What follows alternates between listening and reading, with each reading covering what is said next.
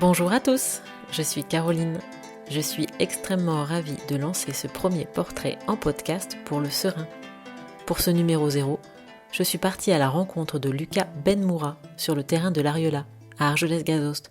Pour ceux qui connaissent, là où il y a la guinguette.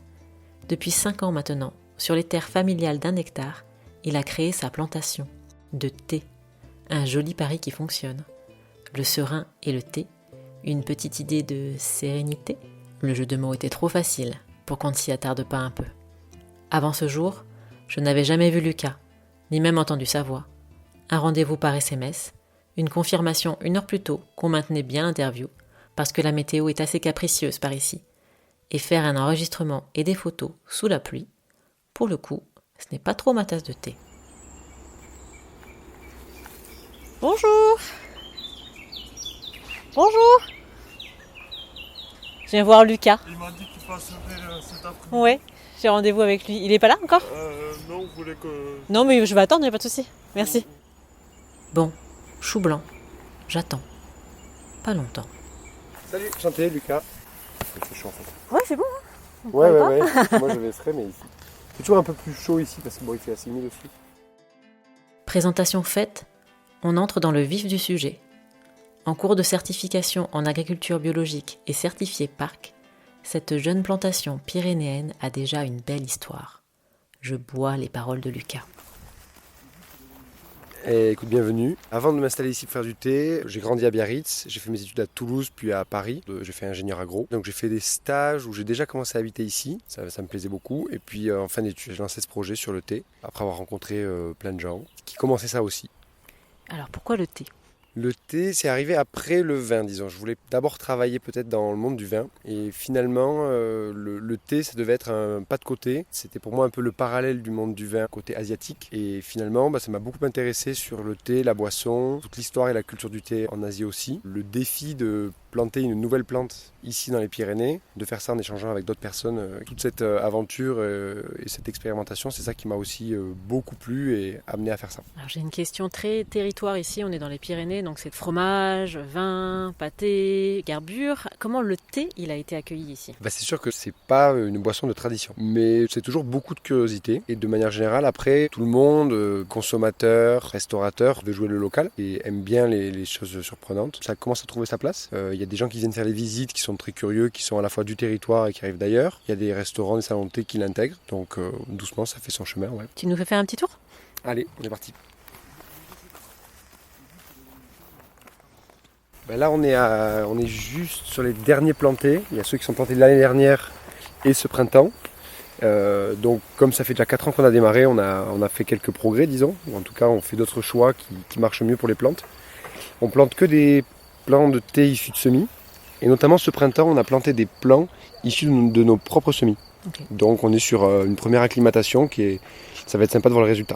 Ok. Ils viennent d'où ces semis ? Alors, à l'origine ? Alors avant qu'on puisse faire avec nos propres semis, ça a été des plants qui étaient trouvés dans des collections en France.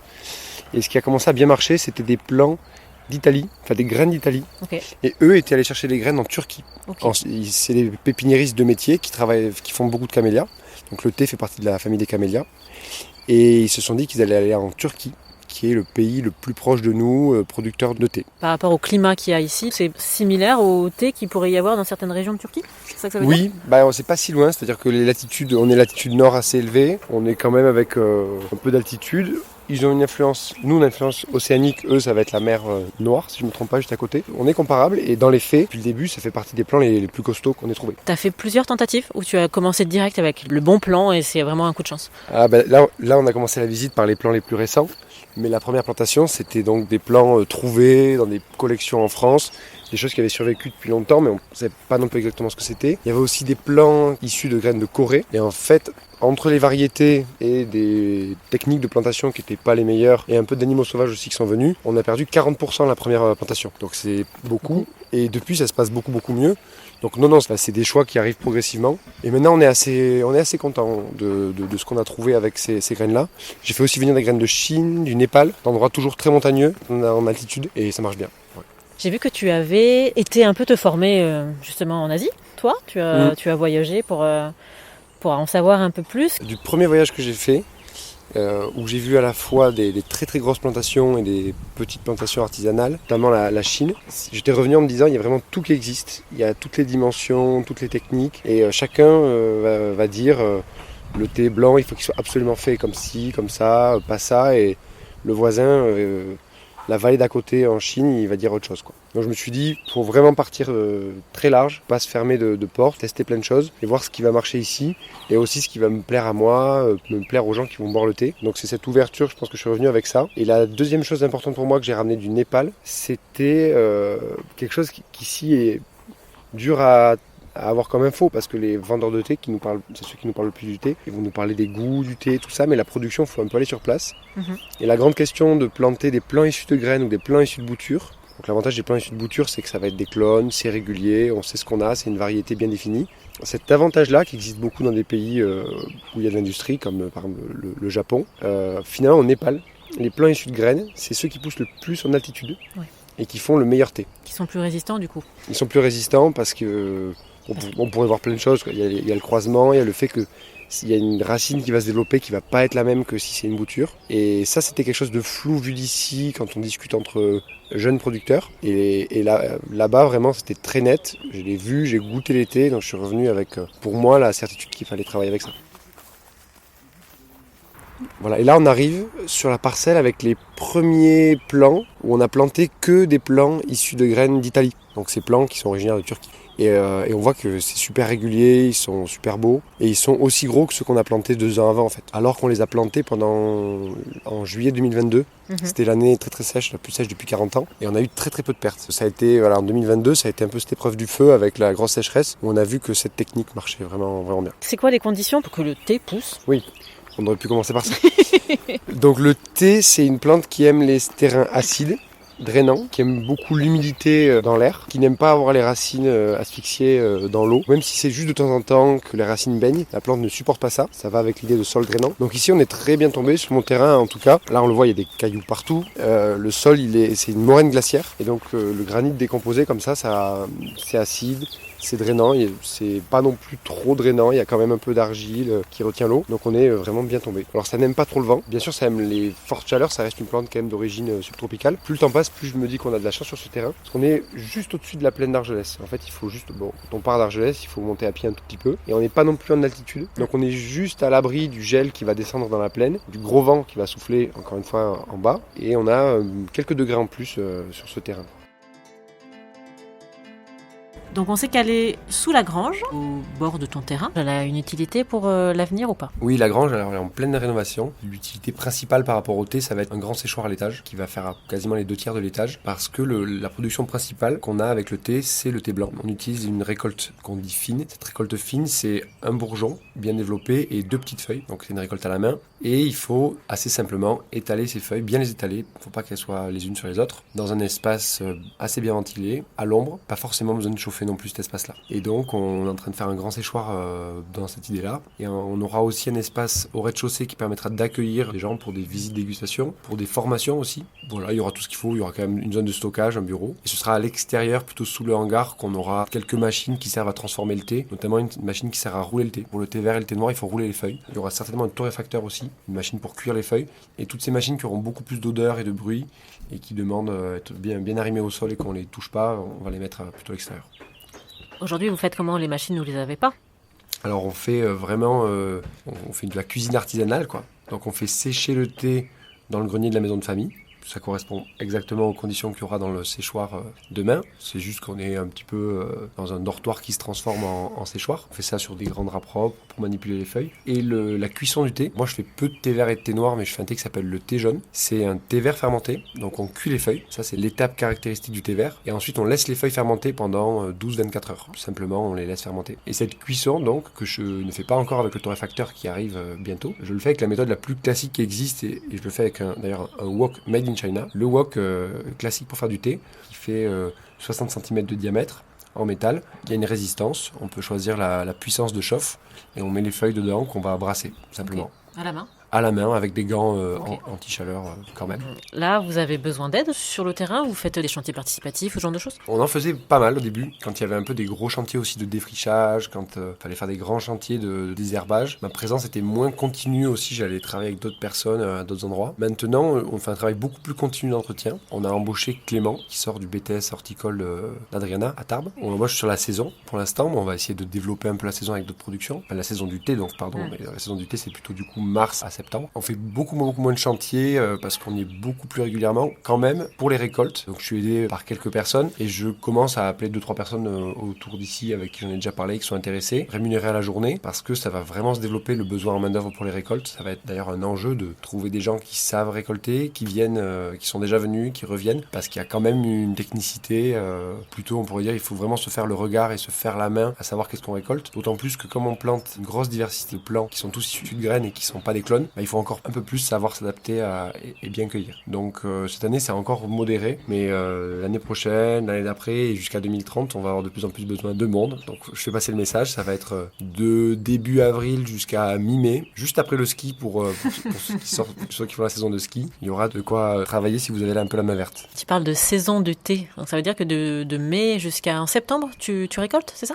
Ouais, alors d'avril à août-septembre, on commence le gros travail avec Clément un mois avant parce que l'herbe commence à pousser, donc on prend pas de retard sur l'entretien. Et le thé se réveille à peu près fin mars. Il y a eu quasiment 3 semaines de décalage entre l'année dernière et cette année, mais grosso modo, voilà, 1er avril, on commence à récolter les jeunes pousses. Il y a toute une grosse pousse jusqu'à mi-mai. Après, ça se calme un peu, ce qu'on observe depuis 2 ans en tout cas. Et ça va repousser de nouveau l'été. Peut-être après juin, qui est un mois qui en général est plus sec et il y a des longues journées. Juillet-août, il y a une deuxième pousse. On va récolter les jeunes feuilles et c'est aussi la saison où on va beaucoup tailler les plants. Donc c'est beaucoup de boulot aussi. On les taille pour leur donner une forme. C'est avec cette taille qu'on fait le thé jaune. Donc ça, c'est une grosse saison en juillet-août. C'est la saison des visites aussi. Là, cet été, on va être sur un rythme de 1 ou 2 visites par semaine. Et donc on est un peu en continu, en train d'entretenir, de récolter, de transformer, de mettre en sachet et de faire les visites. Voilà. Juillet-août, il y a aussi cette grosse saison.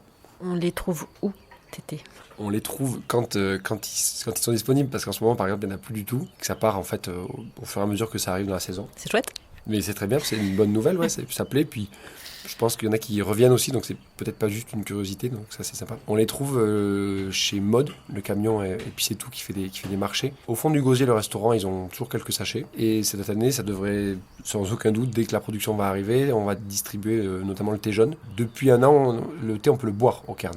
Et à l'artisanal, à Estin, on va trouver l'été, normalement dès juillet. La production de juin, en juillet, ça va arriver à l'artisanal. Il y a aussi la caverne de l'ours à Argelès qui va en avoir à partir de cette année. Pour ceux qui habitent près de Lourdes, à l'ombre du caféier, c'est une petite boutique de café et thé à côté des Halles qui a ouvert il n'y a pas trop longtemps. Thé jaune et thé blanc. Voilà, ils vont être livrés aussi normalement en juillet. Est-ce que toi, à ton échelle au niveau de tes thés, tu vois déjà une différence sur 2-3 années? Parce que ça fait 4 ans que tu as commencé sur ce terrain. Est-ce que tu vois déjà une échelle différente sur les changements climatiques? Ouais.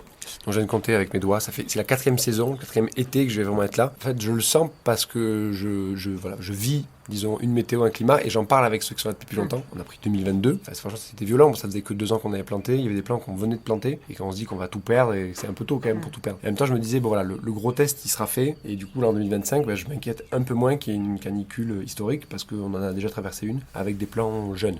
Moins de stress, quoi. Donc moins de stress. Le fait que ce soit passé, déjà, c'est moins de stress. Après le changement climatique, c'est vrai qu'on voit, enfin, l'herbe, elle pousse. Ça n'arrête pas de pousser parce qu'il fait chaud et humide. L'été, c'est contrasté parce qu'à la fois, il va faire très chaud. On a repris une canicule, l'année dernière, c'était le 11 août. Ça a cramé quelques jeunes plants quand même. Et en même temps, il y a quand même des orages que les autres n'ont pas. Donc voilà, j'ai pas le recul pour dire qu'il y a un changement climatique. Mais je vois qu'il y a plein de choses qui ne sont pas dans les références d'avant. Un truc intéressant aussi, on a planté un endroit où mon voisin m'a dit, mais il y a peut-être encore 20 ou 30 ans, c'était un endroit qui dégelait pas l'hiver, quoi.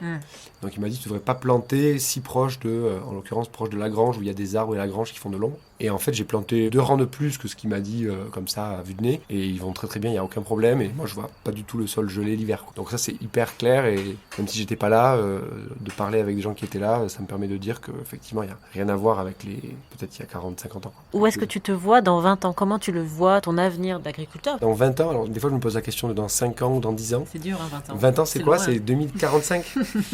Ben, en 2045, parce que j'aimerais vraiment, c'est moi pas forcément être plus gros, avoir un truc stable. J'aimerais bien, effectivement, que Clément, qu'on a trouvé, qui travaille ici, puisse avoir aussi un boulot stable dans l'année avec une production maraîchère en automne-hiver. Ça me plairait vraiment de développer ça sur les petits espaces sur le terrain. Sur le thé, j'espère qu'on maîtrisera un peu ce qu'on fait au fur et à mesure du temps quand même. Et j'espère qu'il y aura d'autres plantations, parce que moi, je vois qu'il y a de la demande et ça me plaît vachement de bosser avec d'autres. Donc, ça a déjà commencé. Il y a quelques personnes ici qui ont quelques plants, qui m'ont pris des graines pour en planter une quarantaine. Et ça, je trouve ça hyper intéressant parce qu'en plus, c'est une plante vraiment de terroir. Et moi, je vois d'une parcelle à l'autre, 100 mètres à vol d'oiseau ou 200 mètres, il y a déjà des différences. Donc, avoir le thé du Val d'Azun, ce sera un peu différent. Tu veux dire des différences au niveau du goût ? Du goût. Alors voilà, du goût. J'espère que ça va tout aussi bien pousser parce qu'on aura quand même un bon climat, pas que micro-localement chez moi. Est-ce qu'on aura des différences de goût ? Ce sera intéressant. Donc voilà, j'aimerais bien que ça prenne un peu d'ampleur comme ça, côté territoire. Parce que aussi, ici, il va y avoir des bons outils de transformation, le séchoir, les machines. Et une fois que ça existe et que le savoir-faire existe, ça peut être super d'avoir des personnes qui ont une petite parcelle, qui vont avoir un peu un pic de travail sur la récolte en avril-mai. Ça fait un complément des autres productions animales ou végétales en fonction de